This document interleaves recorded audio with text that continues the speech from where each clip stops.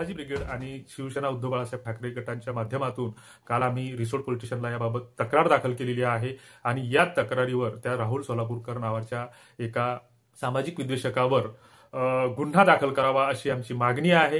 ही मागणी जर पूर्ण झाली नाही तर संभाजी ब्रिगेड उद्धव बाळासाहेब ठाकरे शिवसेना गटाच्या वतीनं राज्यभर वेगळ्या पद्धतीने आंदोलन। मित्रांनो, जय जिजाऊ।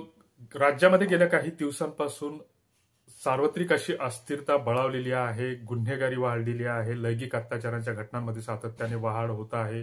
संतोष देशमुख सारख्या खून प्रकरणामध्ये राज्यातलं पूर्ण राजकीय आणि सामाजिक वातावरण अस्थिर झालेलं असताना बेरोजगारीचे प्रश्न आहेत, शेतकऱ्यांचे प्रश्न आहेत, महिलांचे प्रश्न आहेत, अशा विविध सामाजिक आणि वेगवेगळ्या विषयावरची अस्थिरता पसरलेली असताना हे आपलं प्रशासनिक आणि सत्ताधाऱ्यांचं अपयश लपविण्यासाठी सत्ताधारी गट आपले प्यादे सतत पुढे सरकवत असतात। राहुल सोलापूरकर यांनी छत्रपती शिवाजी महाराज आग्रावरून लाच देऊन सुटले असं एक वादग्रस्त वक्तव्य केलेलं आहे आणि त्यामुळे समस्त राज्यातील सगळ्याच जनतेच्या भावना ह्या तीव्रतेने दुखावलेल्या आहेत। या अनुषंगाने शिवसेना उद्धव बाळासाहेब ठाकरे व संभाजी ब्रिगेडच्या माध्यमातून रिसोड ठाणेदारांना निवेदन देण्यात आलेलं आहे।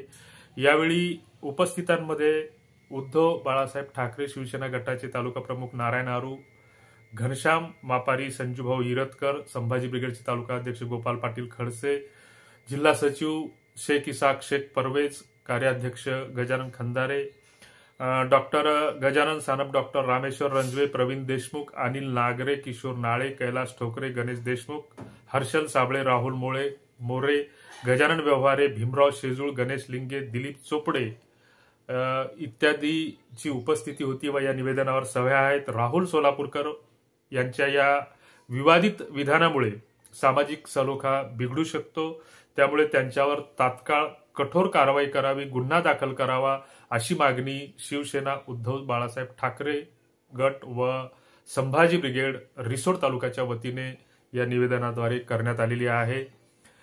रिसोड ठाणेदार आता या प्रकरणी नेमकी कोणती दखल घेतात याकडे आमचं लक्ष आहे। मात्र राहुल सोलापूरकरवर याबाबत गुन्हा दाखल होत नसेल तर अजून हे आंदोलन तीव्र केलं जाईल आणि या माध्यमातून प्रशासनाला विनंती असेल की अशा घटनांचा आपण पायबंद करावा। आपल्याकडून जर तो पायबंद होत नसेल तर मग वेगवेगळ्या सामाजिक राजकीय संघटना आहेत, त्यांच्याकडे हे काम सोपवावं, ते वेगळा याचा वेळीच बंदोबस्त करतील। तुर्तास धन्यवाद।